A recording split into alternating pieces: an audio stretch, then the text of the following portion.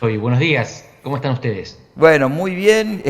Para nosotros es un gran gusto que vos nos estés acompañando. Y bueno, la primera pregunta es una pregunta general, luego van a estar preguntando mis compañeros, es ¿qué análisis haces después de esta asunción tan, controvertida de Biden como presidente de Estados Unidos? Controvertida no por el resultado, sino por todos los hechos que dieron vueltas a través de esa asunción presidencial y lo que estamos viviendo en la actualidad, ¿no? Hay tres elementos fundamentales. El primero tiene que ver con el régimen político en Estados Unidos, que por ahora sigue siendo democrático, pero estuvo a punto de dejar de serlo. Hubo una insurrección popular motorizada desde el Poder Ejecutivo, que es lo que en América Latina hubiéramos llamado autogolpe. Hubo un intento de autogolpe del presidente para desconocer el resultado de las elecciones y mantenerse en el poder más allá de la voluntad popular. El segundo punto son las políticas públicas. Biden está haciendo Obama Plus. Volvió a 4 años atrás y está desarrollando más o menos las mismas políticas que el gobierno del que fue vicepresidente. En este sentido no hay novedades. Y el tercer aspecto tiene que ver con lo que podemos prever para más adelante. Si tenemos una democracia frágil en Estados Unidos y políticas oscilantes, ¿qué garantía tenemos de que dentro de 4 años no va a ganar el que acaba de perder, o alguien parecido, o alguien peor? En síntesis, ¿qué garantía le puede dar Estados Unidos al mundo de que va a seguir siendo democrático y de que va a mantener estas políticas por algún tiempo que exceda el mandato presidencial? No sabemos. Hoy Estados Unidos es un foco de incertidumbre en un mundo que está lleno de incertidumbre y necesita anclas y faros. Y contra lo que uno pudiera haber esperado, China ofrece más anclas y más faros que los Estados Unidos. No siempre los faros que nos gustarían, pero sí más previsibles. Carlos o Antonio, el que esté más preparado. Empezó movido Andrés, ¿no? No se guardó nada de entrada, empezó como diciendo acá vengo y atropello con todo. Tan grave viste la situación en Estados Unidos para decir que estaba en riesgo la democracia, lo cual, sí, yo pienso lo mismo, pero que lo digas vos que conocés mucho más que yo, a mí me preocupa muchísimo.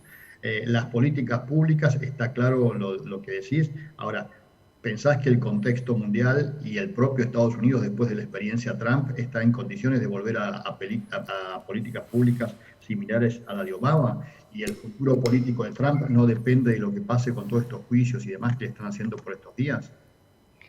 Grandes preguntas. Yo soy más optimista de lo que dejé traslucir en la primera intervención. Creo que en el fondo esto contribuyó a reforzar la democracia. Lo que no estoy seguro es de que esto sea duradero, de que la inoculación nos garantice que no nos vamos a recontagiar dentro de un tiempo. Pero no soy yo el que piensa que la democracia americana está en peligro, son dos de los principales politólogos estadounidenses, Steve Levitsky y Dan Ziblatt, que en 2018 publicaron un bestseller mundial titulado Cómo mueren las democracias. Y lo que ellos hacen es mirar casos de erosión por adentro de las democracias. La tesis es muy simple. Hasta hace 30 años las democracias morían desde afuera, de golpe, por los que perdían las elecciones. Contemporáneamente las democracias mueren de a poco, desde adentro, por los que ganan las elecciones. No nos olvidemos que tanto Chávez, limpiamente, como Maduro, más o menos, ganaron las elecciones. No son los perdedores lo que llaman los militares. Son los ganadores los que liman a la oposición, capturan las agencias de control e inclinan el campo de juego. Y Trump sacó 74 millones de votos. Es verdad, Biden sacó 81. Pero Trump es el segundo candidato presidencial más votado de la historia. Y este es el número que no lo miramos nosotros nada más. Lo mira China, lo mira Rusia. Y estas potencias desafiantes de los Estados Unidos deciden sus políticas en función de lo que ven. Y lo que ven en principio es un sistema político roto en Estados Unidos. Podemos medirlo de otra manera. La sociedad norteamericana es muy violenta, no sorprende a nadie, ¿verdad? Sabemos que 2 por 3 entra un loco en una escuela y mata a 20 personas a tiro. Pero ¿cuán violenta? ¿Cómo podemos medir el nivel de violencia? Bueno, la tasa de homicidios en los Estados Unidos es igual que la Argentina. 5 homicidios cada 100.000 habitantes por año. ¿Esto es mucho o poco? Para un país en desarrollo como Argentina, no es tan grave, solo Chile está mejor. Pero para un país desarrollado como Estados Unidos, quintuplica las tasas de homicidio europeas. Por lo tanto, yo soy más optimista, como te decía Carlos, de lo que parecía, pero no completamente optimista. Hay signos de preocupación en la sociedad y en la política de los Estados Unidos. Andrés, una pregunta. Con este tema, si el día de hoy estos mismos ciudadanos votaran y tuvieses nuevamente elecciones en Estados Unidos, es muy probable que el nivel de elección cambiase en favor de Trump después de lo que ha sucedido y una vez que vieron lo que realmente sucedió, porque hay republicanos natos que simplemente no van con el tema del Obama Plus, como bien dices. No quieren más gobierno, no quieren más regulación, no quieren más cosas, que es el estándar del republicano. No sé si la potencia de Trump realmente fue tanta por sí mismo, sino por todo el proyecto que representa. Sin embargo, hay algunos incondicionales que lo van a votar eternamente porque es un caudillo y es una persona que lógicamente tiene una adherencia enorme. El día de hoy, a mí lo que más me preocupa en Estados Unidos es el cambio generacional. Y si te fijas en las gentes que están conduciendo los destinos del país en el Senado, en la Cámara Baja y los diferentes lugares de poder, es gente ya muy mayor. Y la segunda ola es muy astringente. El problema es de que este es un mandato de 4 años nada más, porque Biden se queda para 4 años, no creo que venga por una reelección, ni siquiera tiene idea de estarlo mandando. Es decir, él tomó posesión de la presidencia, y si recordamos lo que hizo Trump en su momento, en cuanto tomó la presidencia, dijo que se estaba buscando reelegir de inmediato. Es que su campaña arrancó desde el día que se asumió la presidencia. Pero este cambio generacional en Estados Unidos a mí me preocupa mucho. ¿Le ves algún espíritu de preocupación tú también? Sí, Antonio, y es una cuestión fundamental, porque el sistema electoral de los Estados Unidos en principio es muy restrictivo. Esto quiere decir que en buena parte de los estados opera para suprimir el voto. El voto no solo no es obligatorio en Estados Unidos, sino que además hay que hacer un esfuerzo, una inversión de tiempo para registrarse previamente y estar inscrito el día de las elecciones. Así que es muy fácil para algunos estados restringir el voto y limitar la participación de sectores minoritarios en general, que van variando de un estado al otro, africanos, latinos, etcétera, que son los jóvenes, precisamente. Los más jóvenes son los más alienados, en el sentido de alejados del sistema político y de la toma de decisiones. Y uno piensa entonces que son también los más imprevisibles. Pero de nuevo, esto no significa que el recambio generacional necesariamente signifique disrupción. Lo que significa es que es más imprevisible. Y por lo tanto tenemos más dificultad para saber lo que puede pasar, porque esos chicos que eventualmente van a votar todavía no votaron. Entonces no sabemos cómo se comportan. Y sabemos que las encuestas no son del todo confiables. Y lo son cada vez menos. Andrés, te saco un minuto de Estados Unidos, después pueden volver, digamos, mis compañeros. Ayer se conocieron los datos de crecimiento económico del año 2021 del Fondo Monetario Internacional. Y cuando uno mira la lista, se encuentra con China, que va a crecer el 8%, e India, que va a crecer el 11%. O sea, el Oriente es el que va a traccionar el mundo en el 2021 y también en el 2022. Un poco cómo es tu mirada respecto de cómo es la evolución de estos dos países que representan casi el 40%, digamos, de la población del mundo, y cómo esto impacta sobre América Latina. Ese es el punto, Salva, lo acabas de decir, es fundamental entender la demografía para comprender hacia dónde va el mundo. Y hoy 50% de la población mundial vive en un pequeño circulito, que es pequeño en tamaño, pero abarca los países más poblados: China, India, Japón, Corea, Filipinas, Indonesia y algunos más en el medio.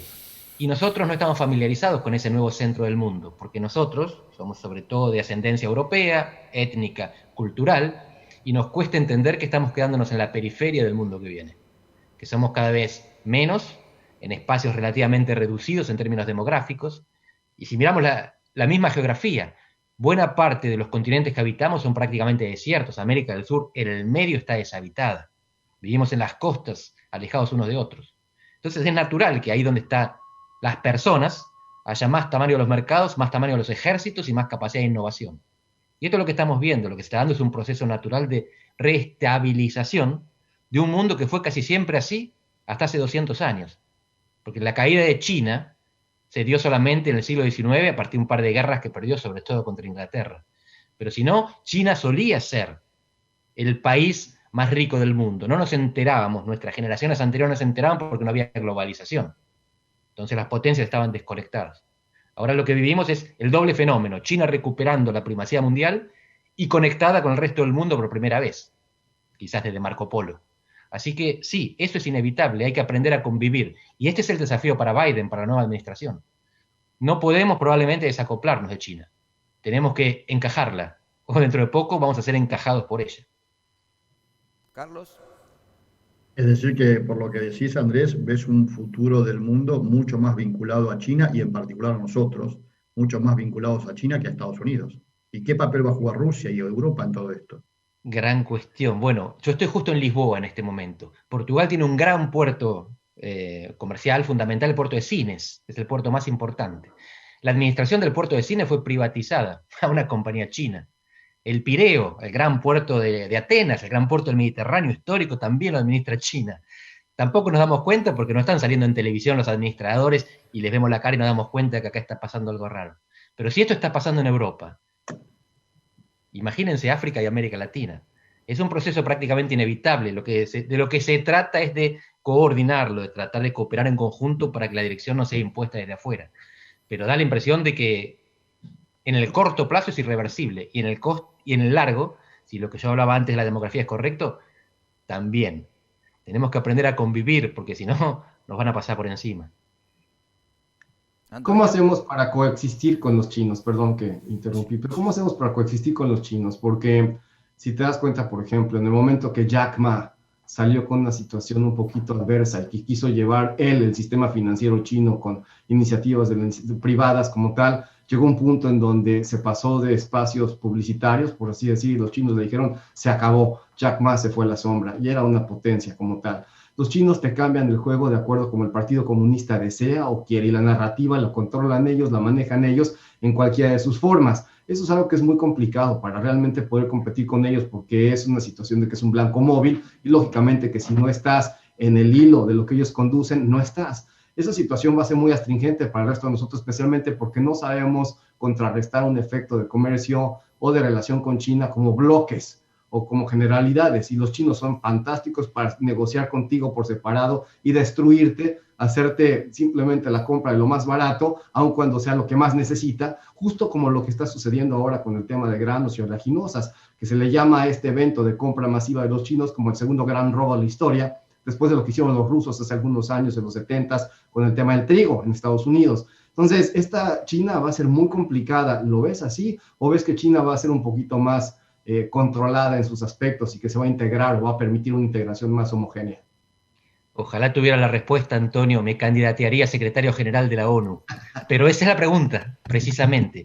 Y da la impresión de que lo que Biden y la nueva administración norteamericana están buscando es un equilibrio entre la cooperación y la competencia. Recién salió un artículo muy interesante de parte de académicos norteamericanos sobre cómo construir un régimen multilateral sobre la Luna, como lo tenemos sobre los océanos o sobre la Antártida, sobre los espacios comunes. Y lo mismo vale para el cambio global, donde da la impresión de que esta vez hay una cierta confluencia de intereses y de preferencias entre China y Estados Unidos. Y por otro lado sabemos que va a haber competición, en otras áreas, fundamentalmente las tecnológicas. Telecomunicaciones es lo que vemos más evidente, pero no será lo único. En el futuro quizás sean grandes aviones comerciales, que hoy se producen en Europa y en los Estados Unidos. Pero la idea que uno tiene de la nueva política norteamericana es la búsqueda del equilibrio. Competimos en estas áreas, pero encapsulamos otras áreas en las cuales pretendemos cooperar y creemos que la cooperación es posible. Si esto es así, si es una política más de contención y cooperación simultánea, podría funcionar. El contraste con la Guerra Fría, con la Unión Soviética, es que ahí prácticamente no había necesidad de cooperar, porque no había intercambios comerciales o económicos de esta magnitud. Los países no estaban vinculados prácticamente, tenían esferas de influencia autónomas. Podían poner una barrera en el medio y seguir coexistiendo como si el otro no existiera. Ahora no se puede. Ahora estamos demasiado enlazados. Andrés, vuelvo a lo político, pero no de Estados Unidos. Digamos, ¿cómo ves la organización política de China, en donde prácticamente a nosotros se nos hace prácticamente, yo le llamo a los chinos póker de mentirosos, porque un día te dicen que tienen fiebre porcina africana, otro día te dicen que no la tienen mucho cerdo, tienen poco cerdo, tienen mucho maíz, tienen poco maíz, manipulan la información de una forma increíble. ¿Cómo ves esta organización política de China en los mercados y qué diferencia hacer con la organización política de India, que es es el otro gigante, digamos, ¿cuáles son, digamos, las comparaciones entre los dos y qué perspectivas le ves y cómo impacta esto en el mundo económico? Los dos gigantes del mundo. Sí. Uno es democrático, aunque la democracia india tenga problemas, siempre los tuvo, y el otro es autocrático, y parece tener menos problemas a nivel de régimen. Quien tiene problemas son los opositores. Los uigures, por ejemplo, los que viven en Hong Kong, los que están enfrente en la isla de Taiwán. Da la impresión de que China es más previsible, tienen un rumbo a largo plazo y planes quinquenales que van ajustando conforme la necesidad, mientras que la India da la impresión de ser más anárquica y más caótica. Pero los dos son países en ebullición, efervescentes, que están creando todo el tiempo cosas. Ni hablar del arte y la cultura de la India, con Bollywood, y de los ingenieros que producen, y de la inversión en sistemas. Pero algo parecido está pasando en la China. China antes solía ser como Japón, al principio copiaban, replicaban, ahora innovan. Están en la frontera del conocimiento en muchos aspectos. Y no se llevan bien entre ellos. Por lo tanto, una de las claves del mundo que viene requiere que miremos la frontera entre estos dos países donde están de acuerdo en no llevar armas. Saben que es así. Hay zonas de frontera complicadas en las cuales el convenio es no ir armados. Entonces, cuando se chocan las fuerzas militares, se matan a palos. Esto es una cosa tremenda, pero es, de alguna manera, un alivio para los que estamos alrededor y sabemos que los dos tienen armas nucleares. Es mejor evitar el peligro de escalada. Pero bueno, ¿qué quiere decir esto? Son dos potencias que rivalizan en mucho, que cooperan también algo, no nos olvidemos que están en los BRICS. Tienen bancos en común, tienen instituciones en común. Como Estados Unidos, hay rivalidad y competencia al mismo tiempo. Pero la competencia es geopolítica, algo de lo que Estados Unidos se olvida a veces en su barrio porque no tiene vecinos peligrosos. Es el único país de su continente con bombas nucleares. China tiene todos los vecinos con bombas nucleares. Rusia, India, Pakistán, Corea del Norte. Y de nuevo, nosotros a veces, desde una periferia pacífica del mundo, nos olvidamos de estas variables. En todo caso, si alguna vez nos tenemos que acordar porque usan la bomba nuclear, va a ser demasiado tarde. Pero son un montón de factores que es bueno pensar, pero que por ahora, por lo menos nosotros, chiquitos y de lejos, no podemos resolver. Carlos. A ver, Andrés, más allá de la bomba nuclear, esto que algunos dicen que nos tiraron los chinos, que es el COVID, vos estás en Portugal, yo estoy en Navarra, estamos viendo un recrudecimiento muy fuerte, los países se vuelven a cerrar. ¿Cómo crees que va a impactar todo esto en el 2021? Porque aparentemente la solución no está cerca, más allá de las discusiones que hay con todo el tema de las vacunas. Gran pregunta. Yo estoy convencido de que 2021 va a ser un año tan pandémico como 2020. Y que recién los países desarrollados van a poder hablar de algo parecido al post-pandemia en el último trimestre de este año. Los países en desarrollo no, recién el año que viene. Pero lo que vimos es que en el año pandémico 2020, todo Occidente cayó económicamente y China creció. Así que la impresión que tengo es que esta brecha se va a seguir ampliando en este año pandémico. Porque China tuvo gran éxito, primero originalmente no consiguieron reprimir el virus, reprimieron a los que lo denunciaban, pero una vez que se hicieron cargo, fueron muy efectivos. Claro, no tuvieron que hacerse cargo de la privación de la libertad, porque no existía la privación de la libertad, pero prácticamente lo truncaron de nacimiento. Y acá, de nuevo, algo optimista a favor. La comunidad científica china colaboró con la comunidad científica internacional para la secuenciación del genoma del virus y eso permitió que creáramos tests en todo el mundo y eventualmente la vacuna. Así que lo que tenemos es un nivel de opacidad y encubrimiento por parte del Partido Comunista Chino que los perjudicó a ellos mismos al principio, porque las autoridades subnacionales le mentían a las nacionales. Finalmente las nacionales se hicieron cargo, mintieron un poco más y cuando dieron la voz, la ciencia funcionó mejor. De alguna manera soy optimista con estas redes transnacionales de cooperación, se llaman comunidades epistémicas, comunidades científicas, que colaboran a pesar de los gobiernos. Acá tenemos una puntita de luz al fondo del túnel. Andrés, una pregunta alrededor de esto, lo que ves con esos países democráticos, especialmente hemisferio norte, vamos a pensarlo así. Y Europa, Estados Unidos, Canadá, si lo quieres concentrar en mucho más particularidades, tal vez un poco Brasil, pero estás encontrando que hay desasosiego social, o sea, la sociedad está en complicaciones. Tienes gobiernos que se empiezan a colapsar, entre comillas, un poco lo que sucedió en Estados Unidos, lo que puede empezar a suceder en Alemania con este tema de cambio de batutas y que hay facciones muy complicadas que se tienen que controlar, o lo que estás viendo en Italia, en donde tienes que hacer recambios en el gobierno como tal. España no se queda atrás, y bueno, lo que tú conoces. Pero toda esta situación trae desempleos, índices increíbles de deuda en muchos de estos países, y déficits fiscales que no son controlables en el corto plazo. La peligrosidad de todo esto es que la pandemia lo va a agudizar, pero no se ve un proyecto de mediano y de largo plazo como para salir adelante, en donde tengas alguna zona de confort. ¿En dónde ves algo positivo alrededor de esta tendencia para los próximos 5 años? Pusiste el dedo en la llaga.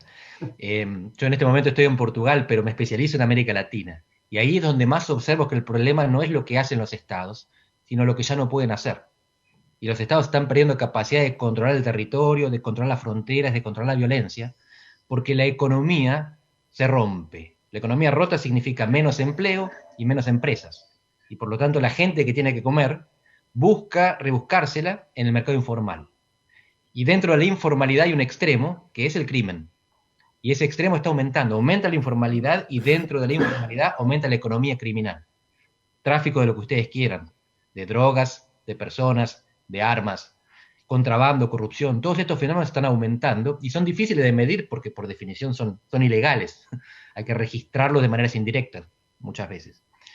Y esto está pasando en otros lados también, este aumento de la informalidad y quizás en el futuro del crimen y de los flujos migratorios. Y en el discurso público, por lo menos, no veo demasiado reconocimiento de que esto esté pasando. Lo que quizás tenga sentido, los estados, los gobiernos lo que tienen que hacer es generar horizontes de expectativas para coordinar las preferencias de los ciudadanos, para evitar la desesperanza, el desasosiego, esa palabra que usaste y que tanto me gusta. Pero no sé si por debajo hay conciencia en los servicios de prospectiva de los gobiernos y de los think tanks de que lo que hay que pensar es la reconstrucción de la legalidad en el mundo que viene, donde la informalidad y el crimen van a tener un papel mucho más relevante que ahora. Andrés, antes de seguir con la nota tengo que pasar un informe porque sabes que Dios es argentino y cuando llueve acá y todo el mundo está muy contento. Así que a toda la gente que nos está viendo desde todos los canales del interior le pedimos que se comuniquen con el WhatsApp de Agroeducación para pasar la información del lugar que esté, si está lloviendo, cuántos milímetros, porque teníamos un pronóstico de seca muy grande y bueno, esto va a traer alivio económico a la Argentina. Y de paso, ya que hablamos de la Argentina, sabemos que vos estás muy siguiendo de cerca la economía argentina. ¿Y cómo estás viendo? Probablemente esta pregunta que te la haga te la estoy formulando mal porque estoy haciendo un juicio de valor, pero ¿cómo estás viendo esta mutación de un Alberto Fernández que parecía que iba a ser un gobierno de Alberto Fernández, pero que hoy el Instituto Patria parece que tiene un peso cada vez más grande dentro del gobierno? ¿Vos lo ves? ¿Cómo lo ves a Alberto Fernández y cómo ves la inserción de la vicepresidenta dentro del gobierno de Alberto Fernández? Bueno, cuento un poco para nuestros amigos que no son argentinos, que en Argentina hay elecciones cada 2 años, como en Estados Unidos. Solo que no se cambia toda la Cámara Baja cada 2 años, sino la mitad, junto con 1/3 del Senado. Y por lo tanto, los años pares, en que no hay elecciones, suelen ser los años del ajuste. Y los años impares en que se vota, los gobiernos relajan, abren la cartera y reparten. El problema de este gobierno es que tenía divididos los tiempos. El 2020 era el año del presidente para hacer el ajuste económico. El 2021 era el año de la vicepresidenta para abrir y ganar las elecciones. El 2020 se comió el ajuste. No se puede ajustar en pandemia, al contrario. Y por lo tanto vamos a tener 2 años consecutivos de un tremendo gasto público. Porque no pueden perder las elecciones. Ese es el objetivo final. Entonces no es que Cristina se hizo cargo del gobierno de Alberto. Era lo que tenían planeado. Lo que pasa es que no pudieron cumplir el plan del año pasado. A Alberto le tocaba gobernar en 2020. 2021 no es su año. Es el año de la política, no de la gestión. Y eso puede ser bueno para el partido en el poder, pero no necesariamente para las finanzas públicas. Carlos. A ver, Andrés, estás en Portugal, acaba de haber elecciones, ganó de alguna manera quien estaba gobernando, ganó el que estaba gobernando, ¿no? En primera vuelta, tengo entendido que más tirando a la derecha, a pesar de que Portugal no la está pasando bien con la pandemia. ¿Cómo vinculás esta situación con Trump, que de alguna manera se lo llevó puesto a la pandemia también? Lindo. Bueno, Portugal tiene un sistema semipresidencialista, como el de Francia, pero más mentiroso. Esto quiere decir que eligen popularmente un presidente cada 5 años, pero el que gobierna es el primer ministro, que es elegido en elecciones independientes, parlamentarias, y es escogido por el Parlamento. El primer ministro es centro-izquierda, socialista. El presidente es centro-derecha, socialdemócrata. Y noten la ironía, el partido de centro-derecha en Portugal se llama socialdemócrata porque casi no hay derecha en Portugal. Es todo suave, es todo tranquilo. Y este presidente, Marcelo Rebelo de Sousa, no solo no es conservador, es súper moderado, sino que es muy pro-sistema, a diferencia de Trump. Entonces lo que hubo acá es un voto, y esto es interesante por lo paradójico, de respaldo al sistema en medio de la catástrofe sanitaria. Y digo que es paradójico porque al mismo tiempo un candidato de ultraderecha que aparece por primera vez, apareció hace un año y ahora cobra entidad, saca cerca del 12%, que fue escandaloso. Acá Portugal es un país políticamente correcto. En Lisboa no se insulta en la vía pública. Si uno dice un insulto, la gente se ruboriza. Así de pacatos son. Y este tipo dice barbaridades. Habla de restringir los derechos de los gitanos. Los gitanos tienen nacionalidad portuguesa. Hay 3 diputadas portuguesas de origen africano, y cada vez que ellas dicen algo que a él no les gusta, le dice vuélvanse a su país de origen, cuando ellas son ciudadanas portuguesas. Es una bestia total. Sacó el 12%. Gran terror, se viene a la ultraderecha. Pero entonces acá importa destacar el hecho de que el presidente moderado fue reelecto con el 60% de los votos. La mayoría de los portugueses está aterrada por lo que está pasando, saturación del sistema sanitario, pero no están satisfechas con el país en el que viven. Mejor dicho, siempre están, y por eso muchos emigran. Pero lo siguen apoyando, les sigue gustando y lo siguen añorando cuando emigran.